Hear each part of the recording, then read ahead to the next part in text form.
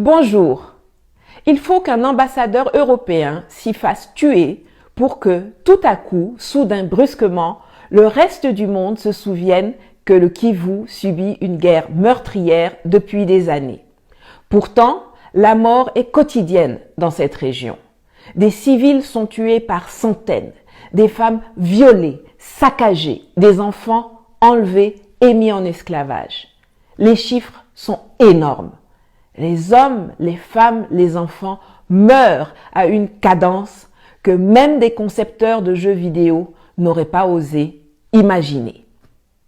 L'Est de la RDC, composé du Nord Kivu, du Sud Kivu, de l'Ituri et du Parc national des Virunga, est un territoire où des milices armées, financées par les États voisins, notamment le Burundi, l'Ouganda et le Rwanda, sèment la mort, la violence et la désolation pour s'approprier des richesses du sol et surtout du sous-sol. C'est ainsi qu'un pays comme le Rwanda peut se retrouver premier exportateur de coltan alors que la grande majorité des réserves mondiales de ce minerai se trouvent en RDC. Un peu comme le Burkina Faso s'était retrouvé grand exportateur de cacao au temps où la rébellion de Guillaume Soro avait coupé en deux la Côte d'Ivoire, premier pays producteur. Lors d'un recensement effectué récemment, on a compté 122 différents groupes armés à l'est du pays. 122. Au Congo, il y a eu 700 morts du Covid en 2020, mais sur la même période, dans le pays où béni est maudit, rien que dans la province de l'Ituri, la milice ougandaise ADF a tué 849 civils et enlevé 534 personnes, dont 457 sont toujours portées disparues. Ça, ce sont seulement les chiffres régionaux d'une milice sur un an. Il y en a 122. Toutes plus barbares les unes que les autres. Je vous laisse faire les calculs. Et pendant que les puristes se disputent sur le fait de savoir si on doit qualifier ces millions de morts de génocide ou pas, l'hécatombe continue. Les conflits ethniques ou communautaires entre Banyamulenge contre les Maïmaï ou bien entre les Lendu et les Ema sont des exemples, sont attisés et exploités pour des guerres économiques. Je vous l'ai dit dans ma dernière vidéo, dont je vous mets le lien en haut. Nos guerres, nos conflits sont leur business. Les 5 membres du Conseil de l'insécurité de l'ONU sont les 5 plus grands vendeurs d'armement de la planète. Et c'est aussi chez eux que se trouvent les entreprises qui ont besoin des minerais de sang dont regorge le Congo, qui représente 90% des exportations d'un pays qui est classé comme le 8e le plus pauvre de la planète. Mais vous et moi, nous savons bien que le pays n'est pas pauvre, qu'il est même l'un des plus riches du monde. Mais ce sont ses habitants qui sont maintenus dans la pauvreté. Un autre exemple d'irrationalité. La RDC est dotée d'un potentiel hydroélectrique gigantesque, 100 000 mégawatts, soit le tiers du potentiel de l'Afrique. Mais seuls 2677 mégawatts sont installés, dont seulement 1130 mégawatts sont en fonctionnement pour cause de manque de maintenance. Et c'est comme ça que seuls 9% de ses habitants ont accès à l'électricité. C'est à se taper la tête contre un mur. Si c'était 3 collaborateurs locaux de l'ambassade d'Italie qui étaient décédés, ça n'aurait pas fait les grands titres. Ça aurait été business as usual. Dans notre monde sans pitié, tant que les morts sont des noirs, c'est pas grave. Ça compte pas trop.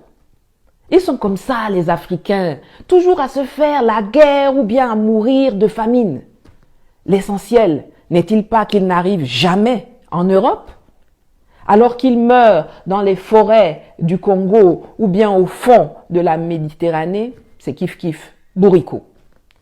Par contre, le coltan, le tungstène, le cobalt, l'uranium, l'étain, les diamants, le cuivre, l'or, eux doivent venir en Occident. Ils doivent sortir de la brousse africaine. Car on en a besoin pour la fabrication des smartphones, des ordinateurs portables, des caméras, de l'électronique, des voitures électriques, des missiles nucléaires et aéronautiques, dans la métallurgie. 80% des réserves mondiales du coltan sont situées au Congo et 60% du cobalt mondial est extrait de mines artisanales congolaises où souvent des enfants creusent à la main et où parfois des tunnels s'effondrent en les tuant ou en les mutilant pour qu'ailleurs dans le monde, des gens puissent avoir des gadgets comme la caméra qui filme cette vidéo. La différence, c'est que certains sont conscients du sang qui coule sur les mains de Apple, Google, Tesla, Samsung, Bayer, Sony, Huawei et compagnie, et d'autres l'ignorent ou font semblant de l'ignorer. Mais maintenant, vous qui regardez là, vous ne pouvez plus l'ignorer. Je sais qu'en Afrique, beaucoup n'aiment pas lire, mais je vous suggère quand même une bande dessinée intitulée « Kivu » que j'avais acheté peu avant mon expulsion, dont je vous mets le lien en commentaire ou dans la boîte de description, qui raconte avec une réalité saisissante la situation dans l'est du Congo et les relations sanglantes qui lient les monsieur propres occidentaux avec les monstres tueurs de la forêt équatoriale. Mais la communauté internationale dit qu'elle a déjà tant fait pour les Congolais. Tiens, il y a une opération des Nations Unies, la MONUSCO, qui ne sert pas à grand-chose, sauf à tenir les statistiques macabres des morts qui s'amoncellent. Pourtant, c'est un budget de 1,554 milliard de dollars par an qui est mis à la disposition de 17 000 casques bleus, bien mieux équipés que l'armée congolaise, mais qui n'arrivent pas à faire cesser le bain de sang dont sont en majeure partie victimes les populations civiles, dont la protection constitue quand même le cœur de la mission pour laquelle 14 000 membres du personnel militaire, 660 observateurs militaires et officiers d'état civil, 591 policiers et 1050 membres des unités de police constituées sont implantés depuis 2010. Ah oui, et puis on a donné le prix Nobel de la paix à Denis Mukwege, gynécologue, l'homme qui répare les femmes, dont les vagins ont été défoncés par les coups de butoir et les baïonnettes de leurs violeurs. On lui a aussi donné le prix Olof Palme, le prix des droits de l'homme des Nations Unies, le prix de la Fondation Clinton, le prix de la Fondation Chirac, le prix Sakharov. C'est tellement plus facile de s'acheter une bonne conscience en abreuvant une seule personne d'une montagne de prix plutôt que de faire cesser les massacres qui endeuillent un pays mais qui enrichissent vos entrepreneurs. La RDC a la possibilité de devenir la Chine de l'Afrique. En termes de puissance démographique, c'est 100 millions d'habitants. En termes d'étendue territoriale, c'est 2 345 000 km². En termes de ressources minières. Mais au lieu d'être un colosse qui inspire le respect, qui propulse le développement, qui envoie des gens dans l'espace, c'est un géant aux pieds d'argile que ses petits voisins violentent au calme depuis des années et qui expédie ses enfants 6 pieds sous terre.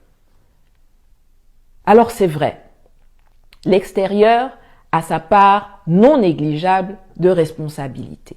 Et il est bon qu'il lui soit rappelé de temps à autre que perdre un père, un mari ou un fils dans des attaques violentes n'a pas à être l'apanage des Congolais. Mais ce qui me met en colère, c'est l'incapacité des leaders politiques de RDC à s'unir pour enfin donner à leur pays la place qui devrait être la sienne sur la scène continentale et mondiale, et aux populations un quotidien de paix et de prospérité. Pourtant, comme le scandait Mamadou Koulibaly en Côte d'Ivoire le 10 octobre 2020, un peuple uni jamais ne sera vaincu. Le malheur du Congo ne vient pas de l'appétit que suscitent ses ressources minières à l'extérieur du pays. Le malheur du Congo, ce sont ses dirigeants. Les corrompus, les voleurs, les vendus, les traîtres à la patrie, les sans courage et les sans idées. La loi qui institue que le sol et le sous-sol congolais sont la propriété de l'État est une des sources importante de la situation actuelle. Il faut réformer le foncier au Congo et en donner la propriété aux populations locales, en même temps qu'on leur donne les moyens de défendre leurs biens.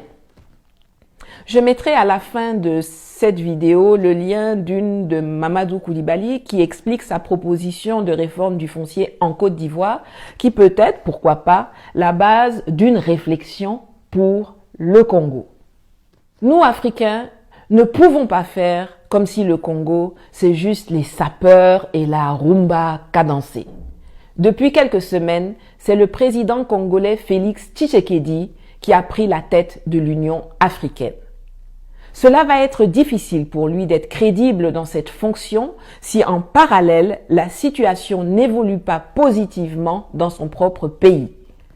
Le minimum qu'il puisse faire, c'est de mobiliser les énergies et les attentions autour du conflit qui déchire le Congo pour faire stopper les rivières de sang qui endeuillent la région des Grands Lacs et qui n'honorent aucun d'entre nous en Afrique.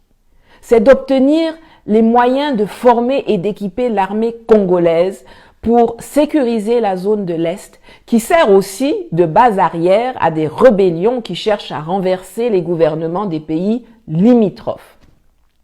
C'est de réformer certaines lois pour contrer les effets voraces de l'appétit géostratégique extérieur et c'est aussi d'investir dans le capital humain.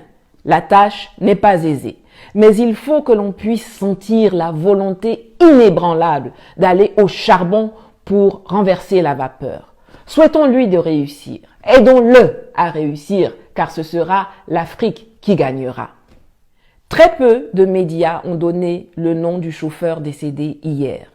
Il s'appelait Milambo Mustapha. Je présente mon yako à ses proches et aux centaines de milliers de familles qui ont perdu des membres dans cette guerre sans fin du Kivu et du Congo. Prenez soin de vous et à bientôt.